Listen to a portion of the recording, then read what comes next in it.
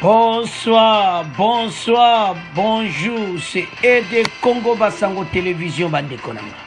Comme toujours avant de commencer notre émission, nous disons merci à Dieu, nous disons merci à nos chers abonnés et téléspectateurs qui nous suivent partout dans le monde et en RDC. Bandekonanga, soyez les bienvenus. L'émission Nabiso de Sola ensemble, la situation Yamboka Nabiso RDC. À la une, Boyoka ou une élection de gouverneur des provinces Bandeko. Bokoyoka, Ndegenini. 88% des scrutins s'est passé dans le calme. Oyoka Kadima a Beti Baleyaliko. Bandeko Asa expert. Sans commentaire, Tokoyoka ba détail.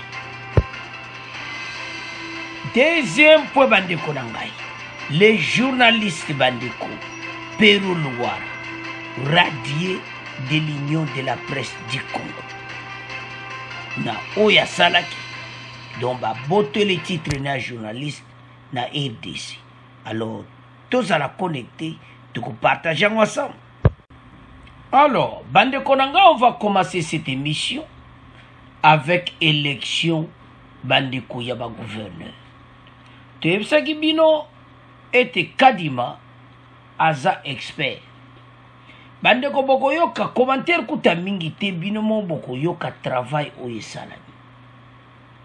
Boyebisa bandeko nyoso wana aide Congo Basango to s'abonner massivement pour tozoya na bilo ya kitoko pona mboka. Makambo ya kitoko soko salami il faut que loba yango. Alors bandeko na RDC toza na groupe abenga synergie de mission d'observation citoyen élection. Bango bazalaki présent. Bango ba sepeli ne sengwa bosaka na muti. Donc bango bazaki ne batemo ba moni boulot nenge salami.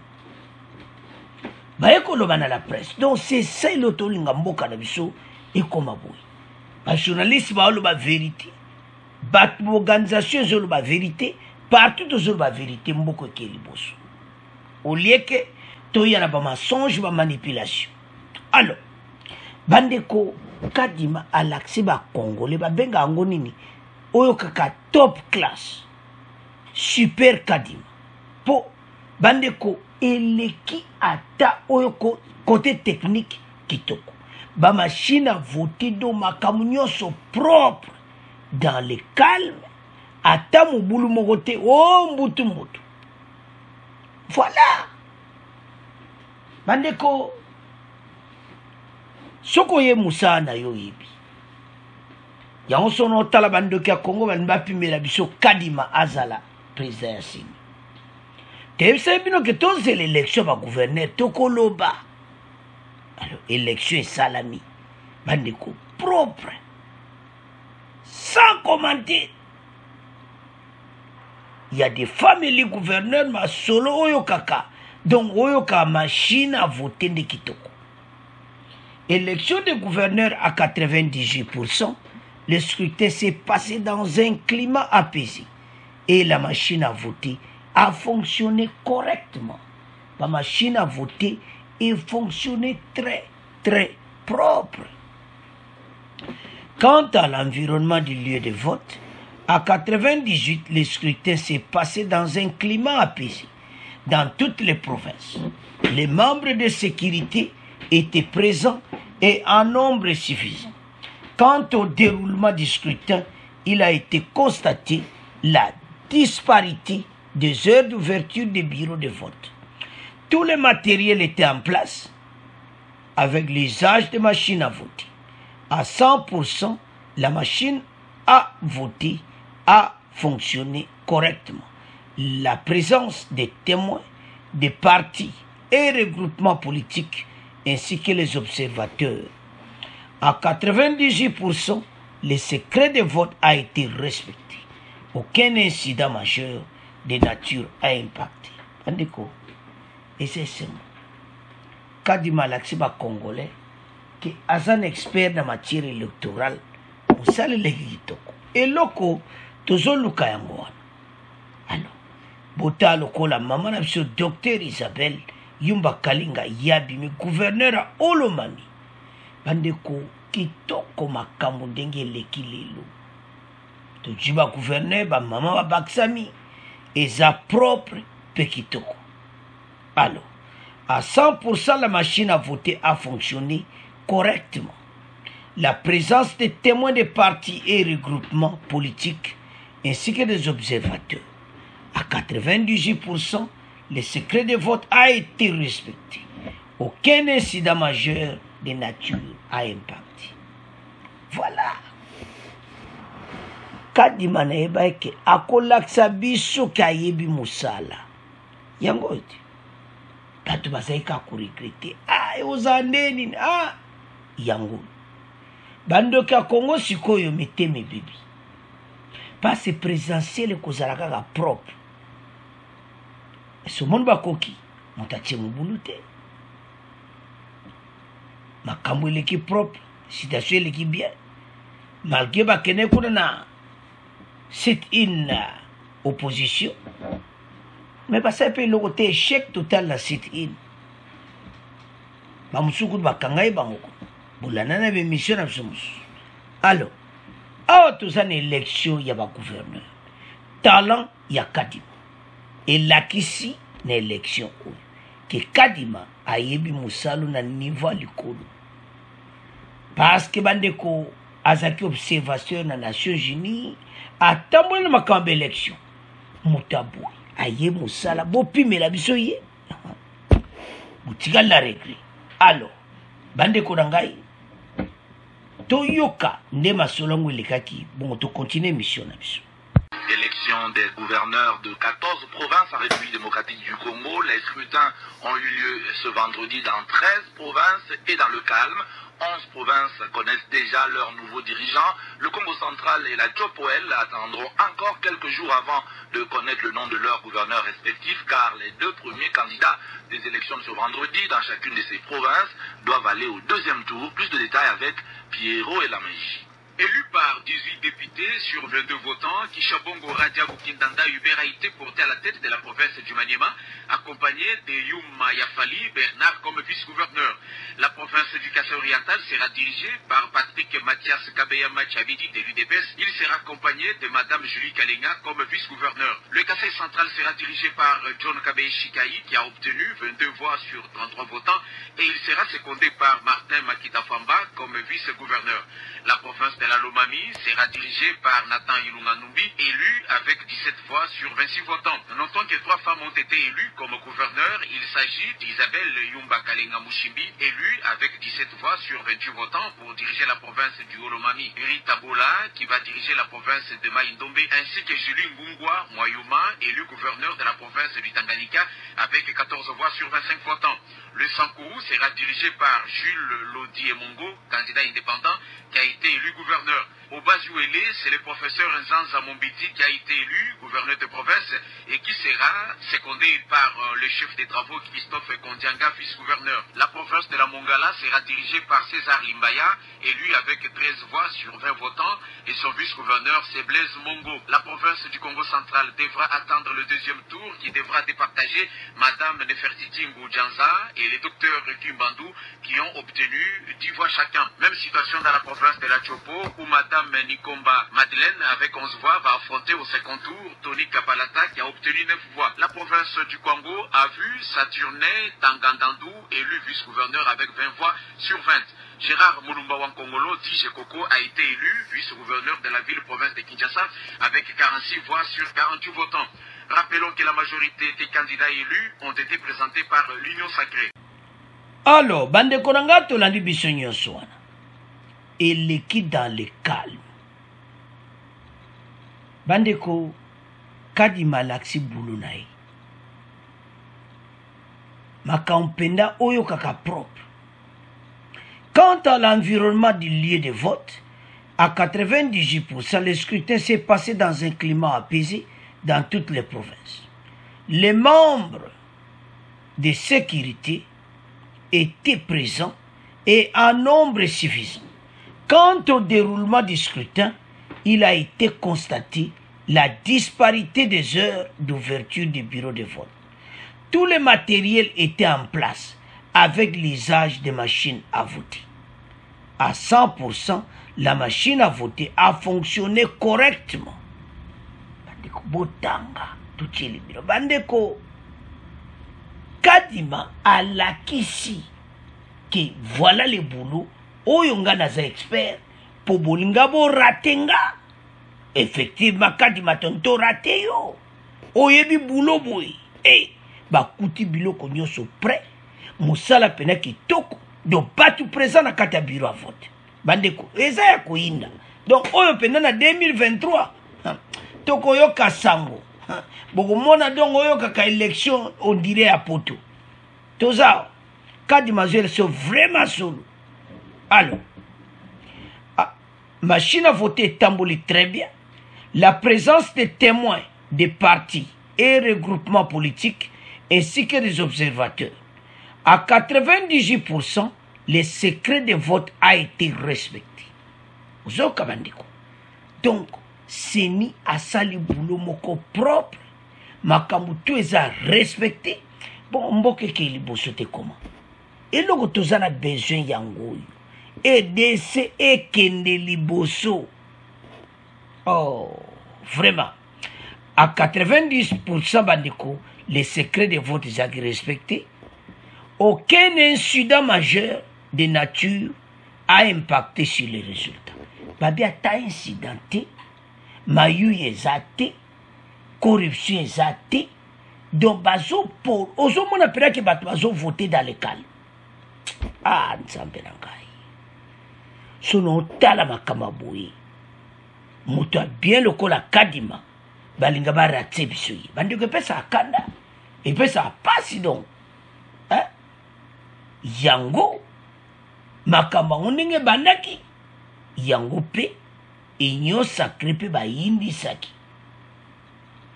na l'herbe discussion au sala la confession religieuse va biti kaka Kadima.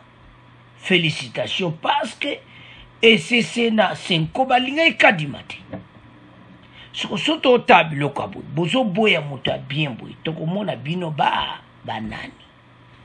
Et c'est bolingi mboka oyo. Avançons. Ma campagne kitoko. Dans les provinces du Congo central et de la Tchopo, aucun candidat n'a obtenu la majorité absolue. Bolanda, pobomona que corruption ezati. Bango na Congo central, ndeto landi n'extrait wana. Na Tchopo, mutu moko ta kokisi majorité. Donc il faut qu'on bande la deuxième tour. Zomona. Candidat n'a obtenu la... Donc ils ont l'accès corruption exatée. Un second tour est prévu ultérieurement, a révélé maître Patrick Tamboué, Ngoï coordinateur de la Simogel, devant la presse ce vendredi à Kinshasa. Bango ba tamboli ba ke ba moni ke penda ki okotipeli na machine ba voter. Ah Kadima na éviter. Hermoso pesa pas si parce que tonto raté muta bien. Alors, et là on peut pas constater que ba maman ba kumojo ba posta minene te yo laksaki na EDC pena côté genre toujours respectable. Donc, maman docteur Isabelle, l'honorable, il y a bimi gouverneur ya Olomami. Donc, namususu donc, aux hommes nombreux hommes à côté ba maman peut pas se diriger gouvernorat. Alors, bandeko, et l'autre ntolo ba wezani. Makamba bien à RDC ba to ba telemera. Ya to ça ba congolais. To fongola misu tande ba telemeli Kadima. Tala siko musalo à l'axibiso. Bongo siko na 2023. Hey! Wana penzako. Donc batu pena bazotala. Telema na muta o ya failu telema wana. Telema. Tala ndenge bokodinda. Parce que bozo kanisa ko corruption tout ça. Tambo ko mona bandiko za bala likolote. Eza makamboka vrai. Yeba ke bakosana be élection locale. O ba bourgmestre wana o ba tiaka eza soute bako voter ba bourgmestre. O ngaliema, o ngaba, o bon voter bourgmestre na bino. bandeko makambo ezochanger tala gouvernement oyo bayeli kochange biso mboka mais quelque part eza na bato moko oyo motu aeshue akolinga te yo mpo ganye biso tuto eshue boyeba ete gouvernement nyonso oyo akala bakolinga jamais faci aresi biso nde bakongolais tofungola miso tozala nsima président na biso totika kolalaka bapongi parce que mboka oyo eza na potentialité toza na barichesse soki ekomi organisé yango ozomwa bandoki ya congo baza na colère parce que makambo bien koleka na RDC batémoin présent na kati ya bureau ya vote baye kopesa rapport conférence de presse kele kitoko tolandi biso moko ya radio na biso na Kinshasa kitoko masolo eleki bien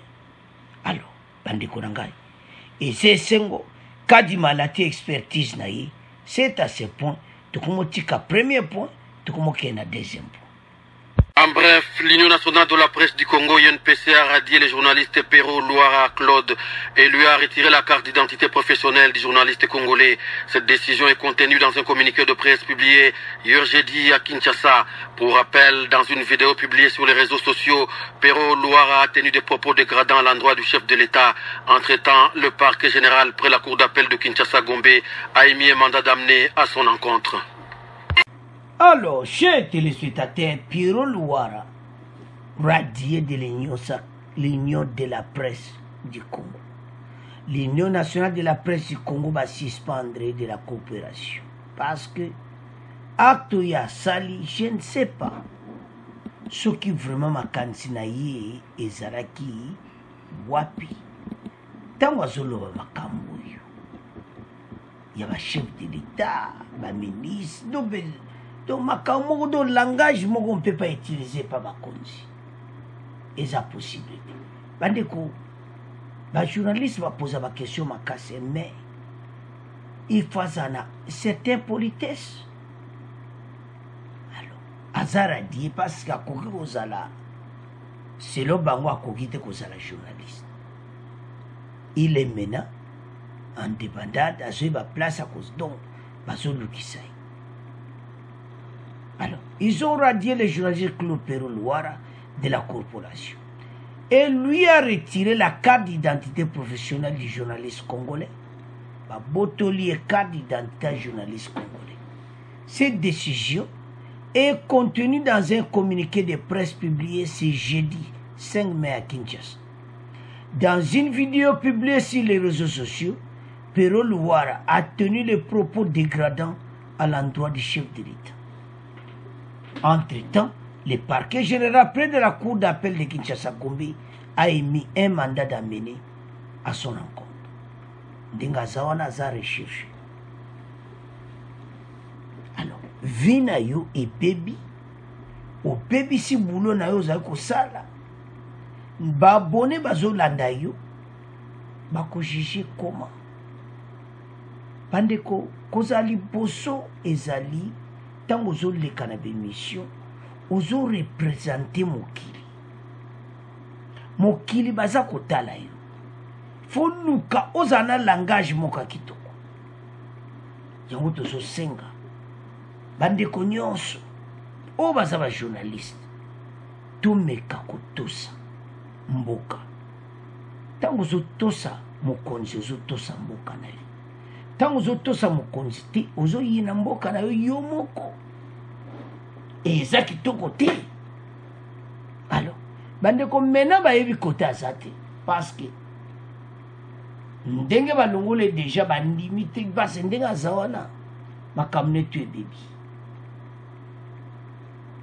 Tala batu o peut-être zone batu mo baza simana yo. Batu ba komo anate. Tant li kamboyelo yomoko. Ozana bana ou bien ozana famille ou bien comment batikali famille et mon le soutien. Donc, quand on voit tout ça, regret zani. Mboka na biso to respecta kamibe kote. Mon toi respecta mibe ko ayebi ke insulte, injure ezamabe. Ba manquement pas mi konze ezamabe. Ngana monati na Hollande ou bien RFI ou bien France 24 ou bien la chaîne française ou bien TV5 namona ba manquer Macron bako manquer te bako lobo opinion na bango ke to lingi ete boy na boy ça va mais tango koma na insulte ezaki to côté